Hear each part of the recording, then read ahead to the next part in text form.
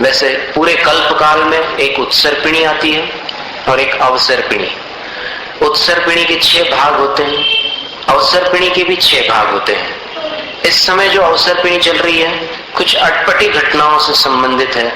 इसका नाम हुंडावसर्पिणी है।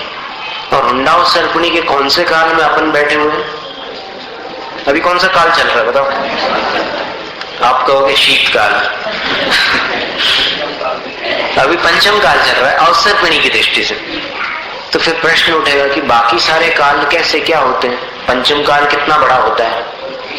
तो उसका विवरण सुन लीजिए, एकदम संक्षेप में हम आपको बतलाते हैं। मजेदार जानकारी है, जिनको न हो उनके लिए एक जानने योग्य बात है। तो उत्सर्पिणी के भी 6 विभाग होते हैं और अवसर्पिणी के भी 6 विभाग होते हैं। तो क्रम जो होता है, जो उत्सर्पिणी का क्रम है उसका ठीक विपरीत क्रम अवसर्पिणी में होता है। उत्सर्पिणी में जो पहला काल है, अवसर्पिणी में वो 6ठा काल है। ऐसा क्रम रहता है, मिरर इमेज के समान। जैसे अपने हाथ ऐसे देख लीजिए आप, ये छोटी उंगली है तो इधर ये छोटी उंगली है, तो ऐसा क्रम चलता है। कहने का मतलब ये है कि उत्सर्पिणी काल में जो प्रथम विभाग है, जिसको पहला काल बोलते हैं, उसका नाम याद रखने का एक सरल सूत्र हम आपको देंगे। इन 6 कालों का नाम आप इसी वक्त याद कर लेंगे। पहले काल का नाम है, उत्सर्पिणी के पहले काल का नाम दुखमा दुखमा, दू से स्टार्ट होता है। दूसरे काल का नाम दुखमा, वो भी दू से स्टार्ट होता है। तीसरे काल का नाम दुखमा सुखमा, वो भी दू से स्टार्ट होता है। तो 3 काल के नाम याद करना सरल हो गया। कैसे?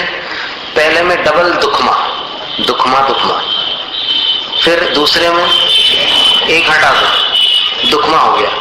तीसरे में एक सुखमा लगा दो, दुखमा सुखमा। तो उत्सर्पिणी के शुरू के 3 काल याद हो गए, लगे हाथ। अब इसके बाद उसके बाद के जो 3 काल हैं वो तीनों सू से शुरू होते हैं। देखो ये ट्रिक्स है, याद रखने की तरकीब है, वो सू से शुरू होते हैं। तो आप अनुमान लगाकर बता सकते हैं कि उत्सर्पिणी का चौथा काल कौन सा होगा? सुखमा दुखमा, बस जस्ट रिवर्स हो जाता है। यहाँ दुखमा सुखमा था, वो सुखमा दुखमा हो गया। 5वां,